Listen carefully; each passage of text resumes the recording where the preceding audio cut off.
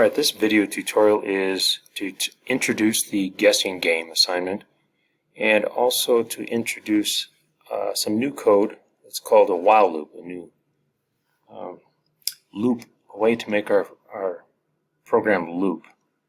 So let's start off by just want to open up Python IDLE, maximize that. I just want that to be my background while I pull up some code that I have here.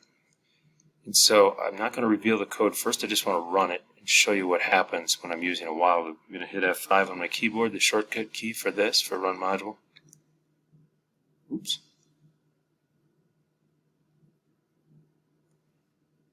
You must guess the magic number to break out of jail. So if they type 3, hit enter. Nope, you're still in jail. 4, 5, 6, 7, and 7 is the magic number. Finally broke out.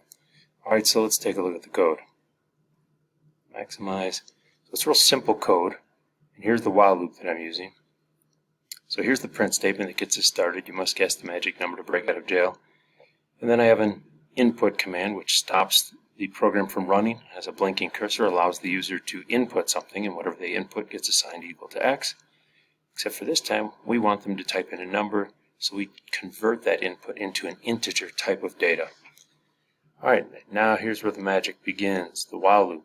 So a while loop has a colon at the end of it, and it's just like the if statements where they have a colon, where it's evaluating something. It's saying while this statement is true, do whatever's indented. Just like the if statements, they only do it if it's true, then it does whatever's indented.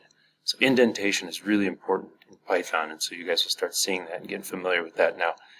So this while says, when x is not equal, in the past we've used the double equal to evaluate whether something is equal, but now we're going to learn that there's more characters. In this case it's not equal, and so we want it to get stuck in the loop unless they type a 7.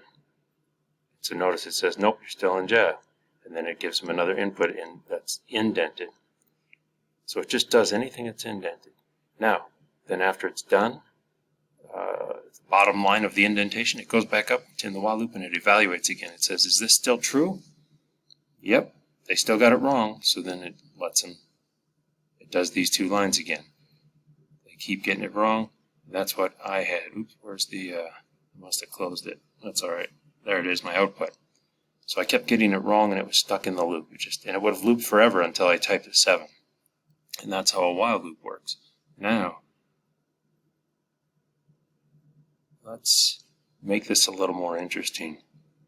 We're going to use a random, let's make it randomized, like we did here with random.randint. And I'm going to show you where I got that from. I have a link here on my instruction page.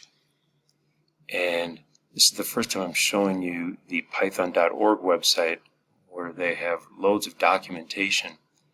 And this is the particular link I gave you was just to this random module to look at all of the different methods, all of the different, they call them methods, but really it's just functions. It's the same thing.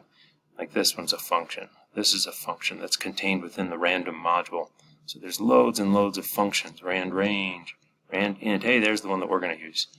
So rand int says we will return a random number from A to B inclusive, such that it includes A and B. So let's go back here. Let's modify this program to, how about I put, see if I have it, I have it copied from earlier. Okay, answer equals random.randint. Instead of answer, I'm just going to put a y. So I want you guys to see it can be any variable. It doesn't have to be a word. So 1 to 10. Alright. I'm going to change that from 1 to 5 to make it easier. Alright, and now instead of saying while x is not equal to 7, we're going to say not equal to y. You guessed it. Now let's run it. I could just hit F5 for the shortcut. Let's guess the magic number to break out of jail. Let's go with 1. Uh-oh. Randint. Error random is not defined. Hey, this is good. I'm glad I got this error because since we're using a module here, we have to import it. I'm guessing some of you guys saw that and you're like, Mr. G, it's not going to work. Alright, let's give it a test here. F5. You must guess the magic number. Let's go with 1. Nope. 2, 3.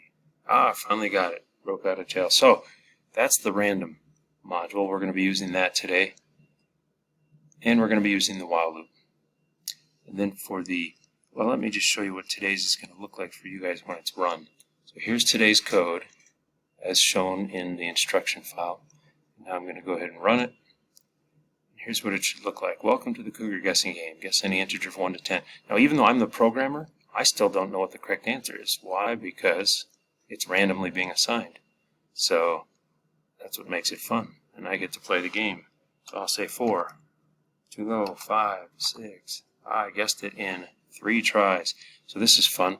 We have a little counter here in today's assignment.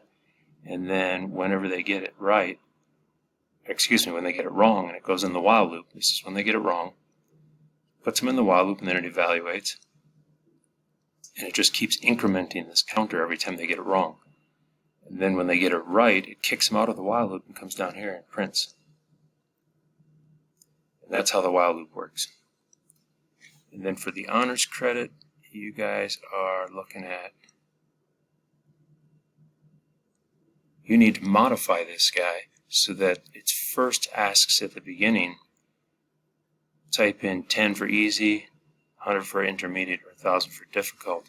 And so you're allowing them to pick a level of difficulty. Okay? And, all right, that's it. Good luck.